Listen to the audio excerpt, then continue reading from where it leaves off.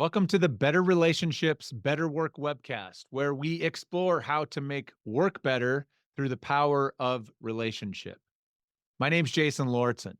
I'm the author of two books, a leadership trainer, and keynote speaker on a mission to fix how we treat people at work. I am delighted that you are here. Now, in today's episode, we talk about the importance of safety in relationships and the power of bearing witness to another human being. You'll learn about how to use boundaries to create freedom in any relationship, and specifically how you can take that to work and apply that to work relationships. And if you're a parent, this particular episode is going to be extra valuable because Jess shares some really great insights and tips from her relationship with her oldest daughter. My guest in today's episode is Jess Von Bank. Jess is a 20-year industry veteran and impassioned evangelist of the modern experience of work and the future of talent.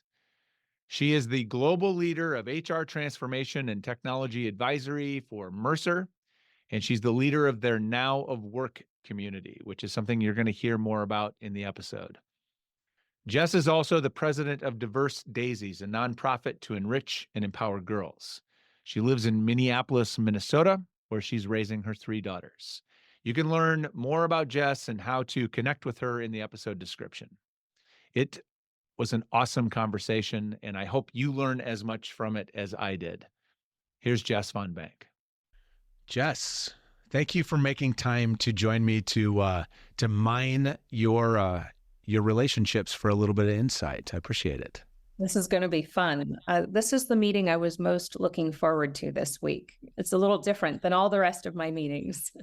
I will try not to disappoint then. We better make this good. So we're going to start with getting to know you a little bit and a little bit about how you show up in relationships or how you think about relationships. And so the first question that I'm curious about is, where do you fall or place yourself on the introvert to extrovert scale? I'm sure this will surprise some people who assume that I'm an always-on extrovert. I will say I do enjoy speaking, the stage. I enjoy working a room. I'm good at it. I love to talk to anybody. I have no fear around social circles and being sort of like life of the party. But what might surprise people is that I need to shut down pretty hard after that, not from an energy perspective. I just don't like it for all that long. And I value downtime.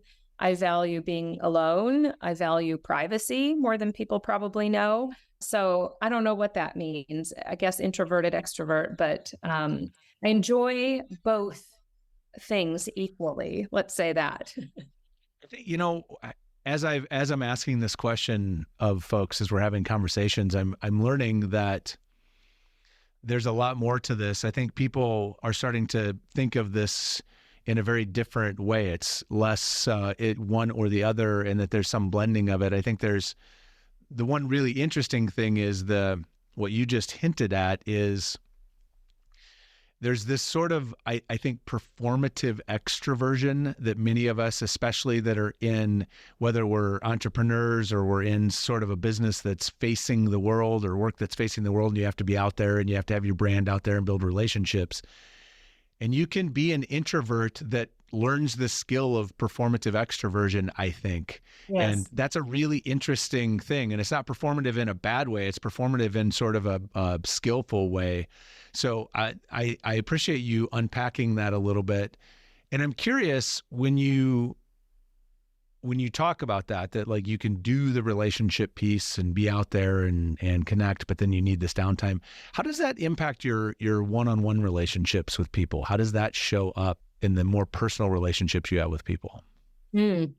So as an example, if somebody gave me two options, you can go to a networking event or a happy hour with a big group of people, or you can have a glass of wine with a friend you haven't seen in a while and just catch up. I would much prefer the latter. Like, I sort of prefer more intimate conversation, and I prefer to sort of single task something. In fact, you might know I run a large community called The Now of Work with Jason Averbook. We broadcast live every single Friday. We have a big showing up every single Friday. And I sort of get teased for I pay so much, like Jason will try to text me on the side, just like some show notes or like, hey, you ask this next, or like side conversation. And I miss 90% of the side conversation because I'm so invested in the guest and the conversation at hand.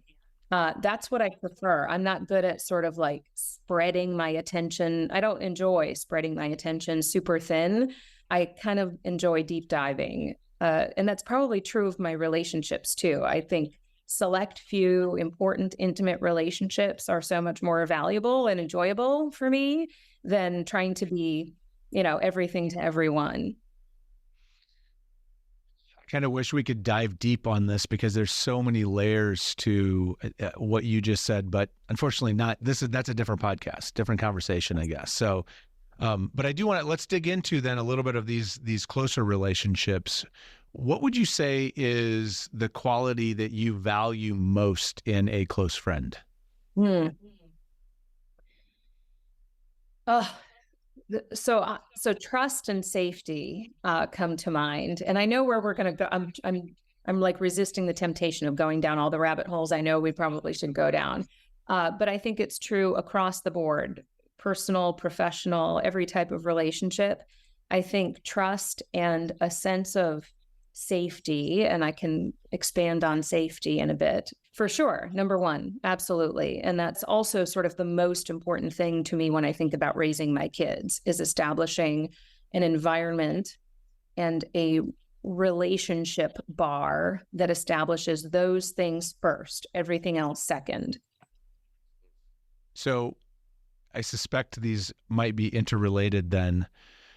The way I frame this question is in 5 words or less, what is the fastest way to lose you as a friend? I'm assuming that's probably connected to the same thing.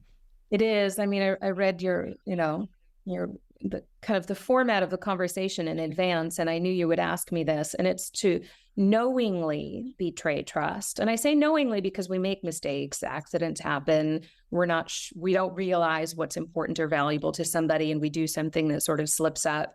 But when you knowingly betray trust, then intentions aren't in the right place. And I don't waste a lot of time if we're off on that mark. That's a really good distinction, I think, because certainly, and particularly with friends, right, that we all screw up. We're going to do dumb things. It's sort of what happens next. But that knowingly piece is a pretty important clarifier. So, well, I think that's a great foundation. This helps, I think, bring a little color to the conversation that we're about to have. And as you know, the homework I assigned to you coming into this was to think about 2 different relationships. One personal relationship that we could talk about, a personal relationship in your life that is strong and healthy and positive so that we could mine that for some insights. And then we'll talk about a work relationship here in a minute. So what personal relationship are we going to talk about today?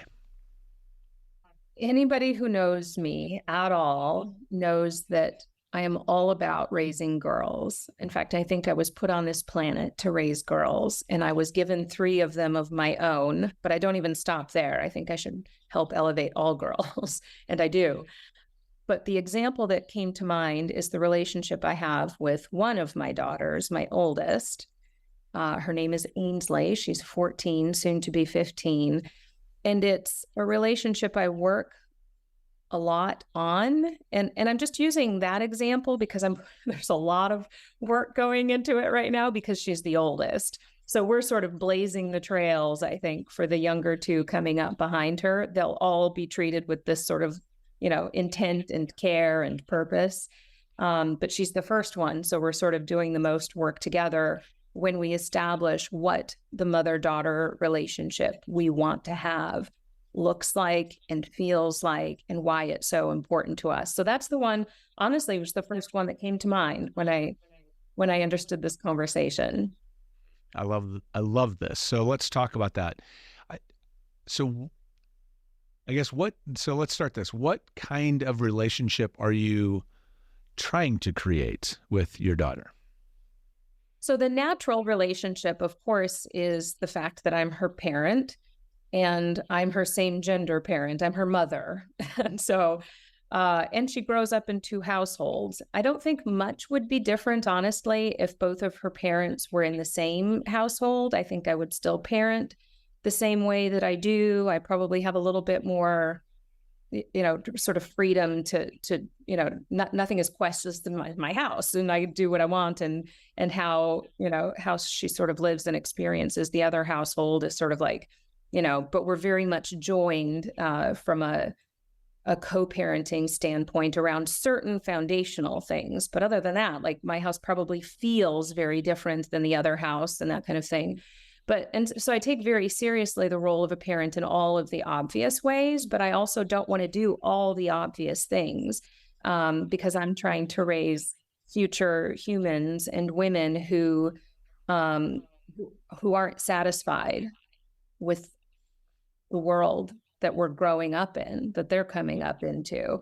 And so when you raise little humans to be generally defiant and generally unsatisfied and willing to question status quo, the fact that that also happens to be my teenage daughter is like, I'm like signing up for like hellstorms on my own behalf. Like, what am I doing here? Why am I grooming this intentionally? But it is intentional. And that means we have to have a certain kind of relationship for her to understand that rules still apply. I'm still mom. You're still a child who has to operate in the world a certain way. But then also, here are some things I want woman to young woman, that I want you to understand that you will always have support from me around. So how do you make that work? Talk to me about sort of how that relationship works when you were sort of, how do you, or how have you invited, I guess, her into making that work with you? I guess I'm curious to the kind of some of the mechanics or sort of a peek into what that looks like. So I don't think it doesn't like self-actualize until they're old enough. And oh, we're there. We're definitely at the stage where now we're sort of living in the world that we've been creating, because she is old enough to want to make certain decisions for herself. And I think if you're going to teach young people to have a voice and to be able to make decisions in their own regard, you have to give them probably a little bit more leash than we might be comfortable giving a 14-year-old. And, when you get to be a certain age, you do start defying authority and rules, and, you aren't necessarily happy with your middle school, high school existence and your environment. And you want to decide where you spend time, whether it's one household or another, or whether or not you're required to participate in family activities or this or that. Like, you want to make decisions on your own about the way you live and operate in the world. And so we sort of experiment a lot. I say, okay, I'll let you make this decision if we agree that this ground rule still applies, or, that kind of thing. She's everything from piercings to the future tattoos she's planning, to the way she dresses, to whether or not she continues playing a sport that she's been playing for 6 years. All of those things become up for conversation, and they might seem minor, but you're practicing independence and you're practicing independent authority. And all along, you're sort of testing the trust that you have in the relationship. I trust you to make the right decision when I'm advising and guiding you, and when I'm nowhere to be found. That's the important part. When I'm nowhere to be found, I also trust you to make the right decision. And everything you do either builds and reaffirms that trust, or tells me we went too far and we're not ready for that yet. And we back down and we start, back down at ground zero. And we do that, honestly, daily. It's a daily exercise in big and small decisions. I think that's super interesting. I love the idea of understanding the desire for agency, right? The desire to make those decisions and make those choices, but making sure that you're having the conversations to kind of, set those boundaries, to clarify the ground rules, to clarify sort of where the guardrails are, because a lot of times I think that's a piece that gets overlooked. And I personally think a big reason that teenagers get so angry is because you find the guide, or you find the boundaries by tripping over them. Yes. Right? It's after the fact, as opposed to like, tell me where they are. That way, if I'm going to make a decision to go over them, at least I can knowingly do it, recognizing that there's going to be consequences coming my way. Mm-hmm. Maybe. And it's Anyways. the thing when you're the parent, I feel like it would almost be easy, it might be easier if you're not also the parent that has to worry about their safety and that kind of thing. But I can't even count how many times I have said to my kids, you can't assume that everybody who has authority over you is the smartest person in the room and knows what's best for you. And so that sort of healthy questioning of things that are happening, or, how you speak for yourself or stand up for something you believe in, or say, I don't think this is fair. I want a different outcome for myself. Sort of teaching them to do that and then watching them do that and watching them do it with you. You really have to be willing to kind of stand in your own, kind of space that you created, and see if it works. And what I love about Ainsley is that she, this is like the perfect kid. She's the perfect first kid to practice all of this with, because she's incredible. She's defiant in such a healthy way. She's incredibly, she wants everything now. She's incredibly impatient. She wants to have adult experiences. She wants everything to come now. She's anxious for all the milestones. She got in an Uber for the first time by herself just a few nights ago. There was a massive experiment. Like, oh my God, like none of us know if this is the right decision.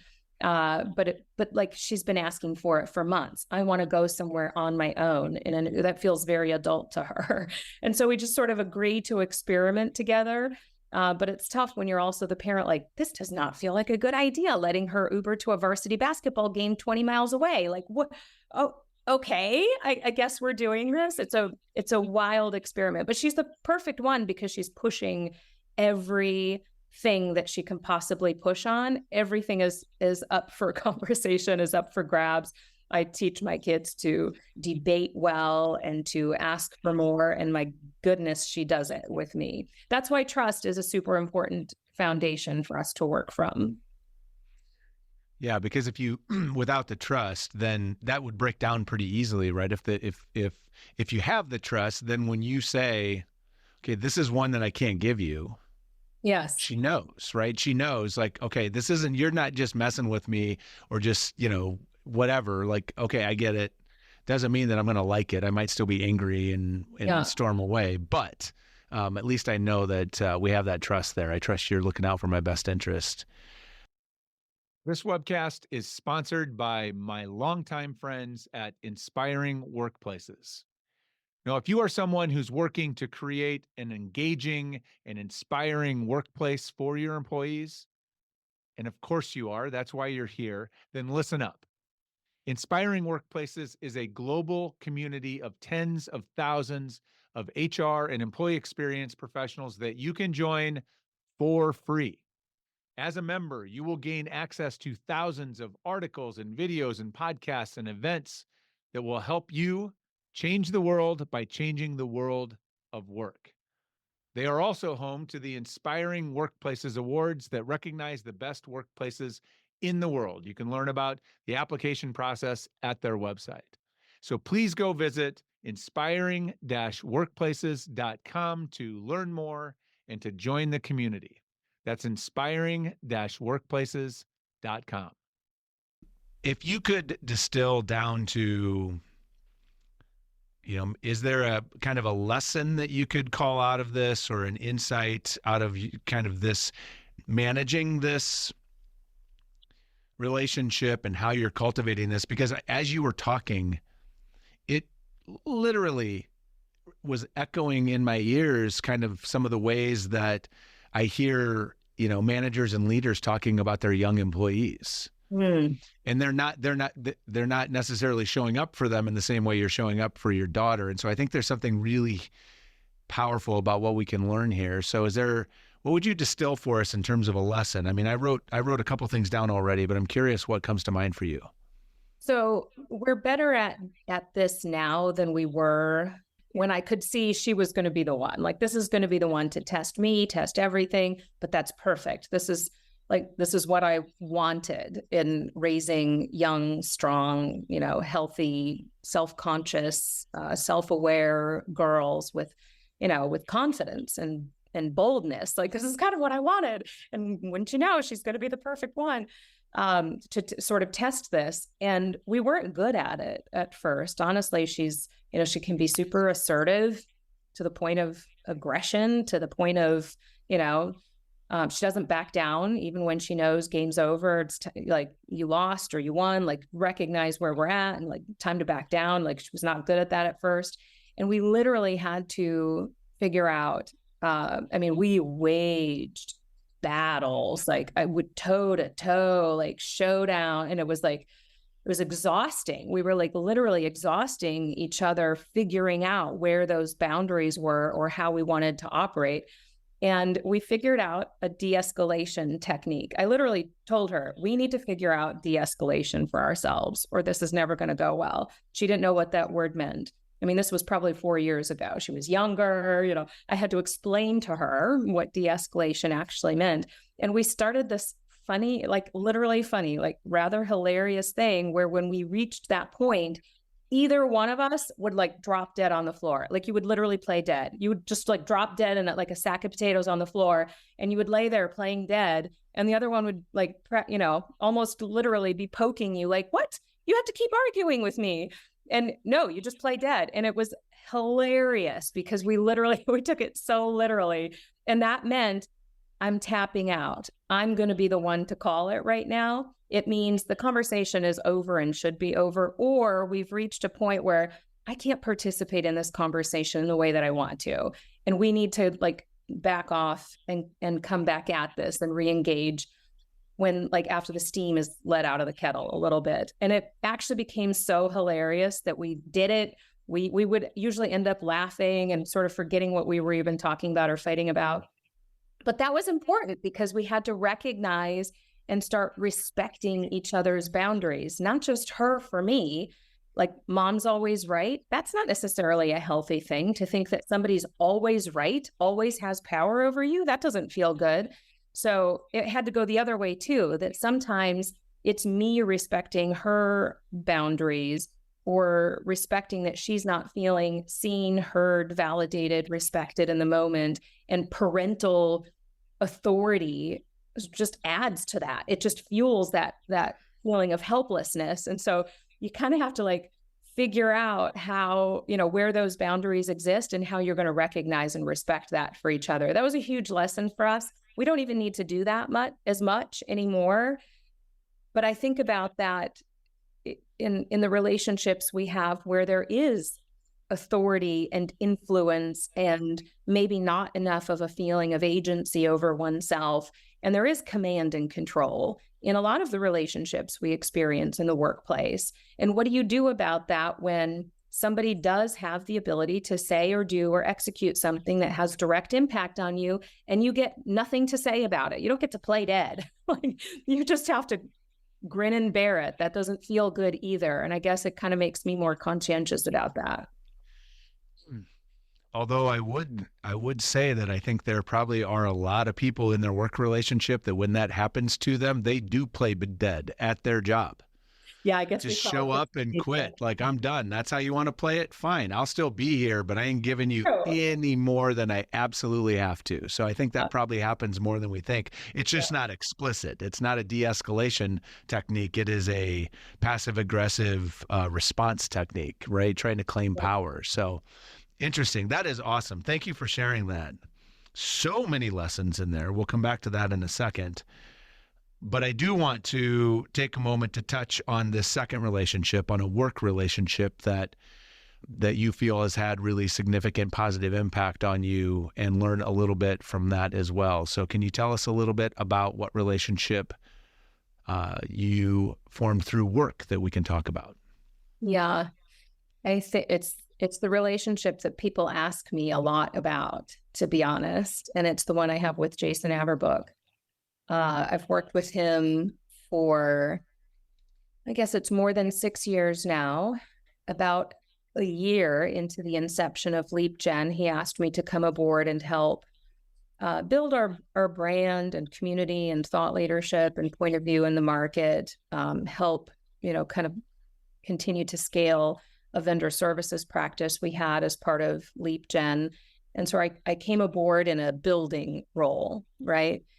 And Jason said something to me that feels a little similar to the conversation we just had. And that was to give me as big a yard to run in as possible, but to keep a little bit of an electric fence, an invisible fence around it, so that I could not run out in traffic and hurt myself. Not that I like being compared to somebody's pet, but you get the analogy. It was, please do and challenge and experiment and act fast and run hard against as much as you can.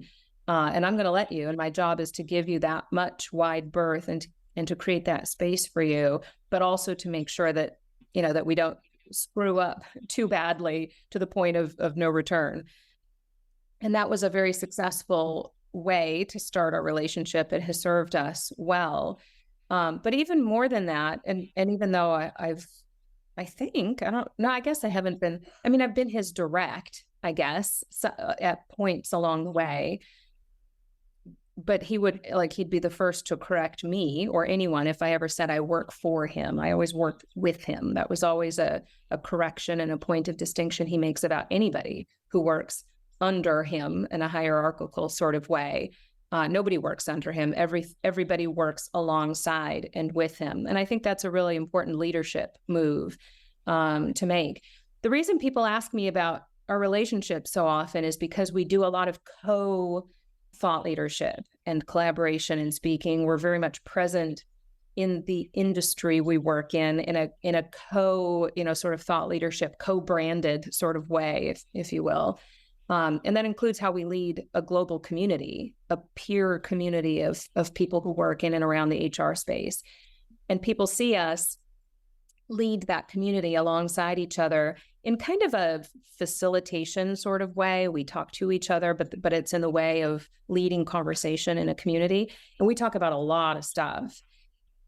And people observe the way we talk to each other and treat each other, and they ask a lot about it. We've been doing it for 4 years, this community and live broadcast every week. And people still on a weekly basis comment on, ask about, sort of wonder about the nature of this relationship because it's so safe and trusting. And when you do that with each other and you sort of show what that looks like in practice, you create that space for everybody to participate in a certain way. And we have an actual community where that exists, but every single workplace, every single team, microculture, department, that everything is a community. I think of everything as a community. And I think when two leaders show what that looks like in practice and are very intentional about practicing with each other and in front of others, that gives permission for that space to exist. That sets the bar for that level of trust and psychological safety. And this is what culture looks like and feels like in practice, in behavioral practice. You're constantly emulating what that is for others, and you're giving them sort of the ways and permission to participate in the same way. I hope that makes sense. It does. And I think I want to dig just a tiny bit deeper on this, or at least maybe try to extract something from that, because I think people see it, and I would say, yes, it creates permission, but I also think there's just a craving for it. I think people, we so deeply want to feel safe, and when we see it, I think it creates kind of a longing or a yearning, wow, I want relationships like that, or I wish I was in a team like that, or worked for leaders like that. And so as you think about, you and Jason and how you've created this safety, or you have this safety, what would be sort of one thing that you think is one of the most important things that has happened, or is a way that you interact that has created that safety that makes it so palpable that others can sense it? Is there a lesson or a practice you can pull out for us? I think you have to know a person well enough to know what's important to them and what's valuable to them, and be willing to honor and respect that. I've belonged to other groups outside of the corporate workspace, that we operate, that we all, the world of work. I've been part of like women's empowerment groups and community groups and that kind of thing, where you talk a lot about holding space for or witnessing one another as humans. And, without sounding woo woo, and I'm not really that woo woo, but I do believe that if we could practice some of that, and get out of our work brains a little bit, like just witnessing another person, witnessing their fear, their hopes, their uncertainty, wondering, challenging something, admitting what they don't know. I think we get good at that in our intimate relationships with practice, and maybe in some of my more woo-woo circles, there's actual language for it as well. I think when you get inside the workplace, we don't have the same language for it. We probably try words like culture and belonging and stuff like that. And more recently, we've introduced psychological safety in the workplace. That's amazing. That's good. Like whatever, throw whatever buzzword you need to throw at it. It's the same concept of just letting a person show up as their full, authentic, which means imperfect self, and just being willing to stand witness to that. No questioning, no judgment, no fear of repercussions. Unfortunately, in the workplace, you kind of said it earlier, we hedge our bets a little bit because we're not sure somebody deserves our full authentic self, especially if we are at all disadvantaged or underrepresented or lack power or agency. There's a lot of reservation, and we sort of hedge our bets. And so being willing to go all in requires a whole lot of, we've got to meet each other in the middle. So coming back around, I think it's literally just standing in, sort of observation of and in witness of another person, everything they stand for, their belief system, what's important to them, their purpose, with no judgment. Jason's honestly really, really good at that. He wants to know. He's curious. He cares. If he doesn't understand all of that, it's hard to show up for all of that. And so you have to have that sort of level of, I don't know if it's empathy or curiosity, or honestly, I think it's love. I think that's the definition of love. Yeah, and if anyone observes the two of you together, it's pretty clear, right? I mean, I think you both show up fully, and then there's that relationship or that acceptance of sort of all of it together. And I think that's the safety piece that I think people are drawn to, because that's what people want, right? You want that.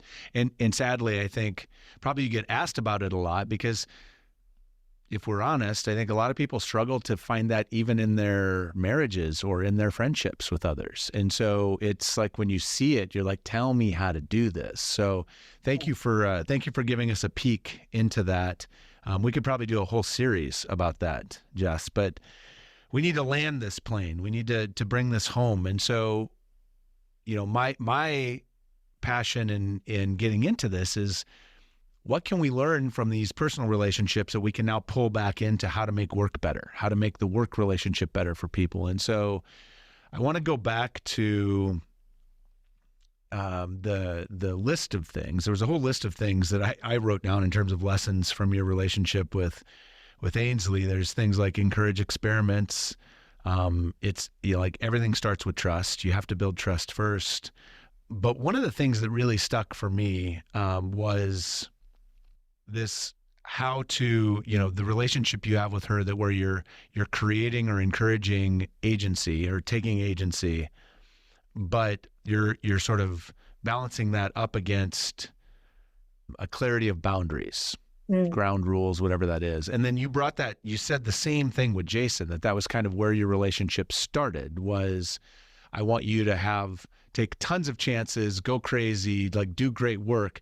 Here's the boundaries. Here's the Mhm. edges. And so I'm curious, I mean, like it sounds like Jason did that for you, but I'm curious how else you have found to apply that as a leader or in working with people at work, to help make that work relationship work better for people. What does that look like in practice in the workplace? Mm. Um, I think we start way ahead, and we make a lot of assumptions without starting literally at ground zero and asking, what would you like this to look like? What do you want out of it? Like Ainsley has actually articulated to me, she actually sent me a TikTok. And I said, is this on Instagram for old people? I don't use TikTok. But she sent me a little TikTok about an account she follows that is a mom-daughter duo, big account, lots of followers, and they record themselves a lot. Everything they put out is their own conversations with each other, and they're usually sitting at a table, like doing their makeup or getting ready to go out or something, and they're recording and they're just talking to each other. And the clip that she sent me was the daughter asking the mom, "What made you trust me?" And the mom said, "You never gave me a reason not to." There have been a few things we've had to correct along the way, but they always started in that place of trust. She sent the clip to me, and I said, what about this made you send it to me? And she said, "That's what I want for us." And I said, "Perfect. I think we're doing a pretty good job. What do you think? Is there something else we should be doing or adding?" And she said, "I want to make sure that I can always tell you anything." I said, "Yep, Right. I think we have established that, but I'll keep reestablishing that." And she said, "All of my secrets, Mom. And that means I don't want to be scared about what you'll think." And that was really important for her to articulate. And I was like, "Well, is there something now?" Like, is there something coming now? And she's like, "No." She's just paving the way for when it's needed. I want to know that that safety net is there. And it wasn't, that happened to be the conversation, but it's the idea of the conversation, clear articulation of what this looks like, what our healthy relationship looks like in practice. She shared a specific example with me, and that was important. And I actually saw that play out in a recent meeting inside the workplace, working with some new team members in a global, sort of COE type thing. And we were having one of our first strategy meetings together. So, there's an agenda and there's like a topic at hand, but also we don't know how to work with each other yet. And one participant in this meeting stopped toward the end of the meeting and said, "I'm aware that I'm super verbose. Like I talk a lot and I love talking, and I'm like, blah, blah, blah, blah, blah." And she called out one of the other team members and said, "I don't think you communicate the same way that I do. And I would love to know how to hear you more." What a self-aware question. Like literally give me an example of how you like to make contribution in a meeting like this, because I feel like I've taken up all the airtime and I'm really good at that. And the other team member shared exactly how she likes to make contribution, and that is to absorb and think about and ingest, go away for a little while, distill, synthesize, and come back with bulleted thoughts. And so this happened to be working for her because that's what she was doing. But the fact that that was called out, I want to make sure I know how to hear you best and how this like works. That like, I don't think we stop to articulate and give really specific examples. What a great practice. Like I literally want to remember that everywhere and make sure that I do something. What a way to honor somebody. When I said earlier, witnessing somebody, what a way to like witness and honor somebody. Like, I feel like you and I are super different, and that could be really good and healthy for us. But that also means I need to understand how to hear your contribution. This feels like a whole DEI conversation, by the way, but I thought that was such a great example. And it's a beautiful example of how relationships should work, right? I mean, I think there's two things in there that are really powerful. One, you have someone who they've spent some time understanding who they are and how they show up. And the impact that has on others. And there's a curiosity there about others. And I know that other people don't show up the same way. And so I'm going to have to ask and invite you to share. And then it was the third piece of that, I guess, is then the other person saying, yeah, no, actually, here it is for me. Because this person had thought of like, what a beautiful thing. Now you can step forward in that relationship with that foundation of understanding that you described earlier. Like that's an incredible example. So that feels like an awesome way to end this, to wrap this up, Jess. This has been fantastic. Such great insight and lessons. Anybody that's a parent listening to this, I think, is going to go away with some good stuff and a good call to action. I know I certainly am. So I'm so appreciative of you making the time and sharing your insights. This was really great. Oh, thanks for having the conversation. I mean, the parenting part is nerve-wracking, trust me. But I think it's easy to default to what feels easy and comfortable, and I think you get something a little bit better if you're willing to try and maybe be a little uncomfortable. But again, like safe space to experiment together and make sure it's working for everybody and nobody's running out into traffic. Yeah, we don't want anybody in traffic. So that's a great send off. Jess, thank you so much. I really appreciate you. Thank you. Hope you enjoyed today's episode. More importantly, I hope you learned something from the episode that can help you right away. Now, if you'd like to reflect on what you can learn from your own healthy, positive relationships to make work better, I've included a link in the description below where you can access and download what I call the relationship reflection exercise. This includes the same questions that I ask each of my guests to reflect on prior to our conversation on the webcast. Also, if you found today's episode valuable, I'd ask 3 quick favors of you. Number 1, please like the episode. By liking the video and adding a comment if something spoke to you or stood out to you as really significant, you give me some great and valuable feedback, but you also help others find the video. I'd also ask you to subscribe to the channel. That does 2 important things. One, it makes sure that you won't miss any upcoming episodes, and it sends me the message that you like the kind of content that I'm creating here. And finally, please share this video with someone who you think might benefit. What better gift can you give someone than the gift of better relationships and a better work experience? I'm really grateful that you were here today, and I look forward to seeing you next time.